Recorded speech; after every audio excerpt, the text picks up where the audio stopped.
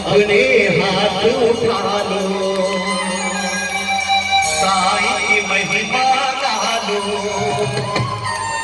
अभी अभी मंदिर समिति वालों ने ट्रेन चालू की है और उस ट्रेन का नाम है Cuttack to Shirdi express. Cuttack to Shirdi express. कौन कौन इस ट्रेन में बैठेगा?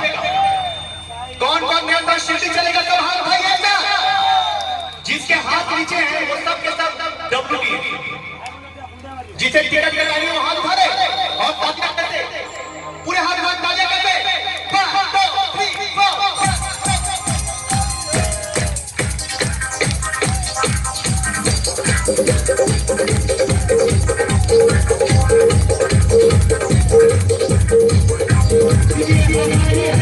आज मनवाना है बाबा के हाथों से, शिरडी ही जाना है, शिरडी ही जाने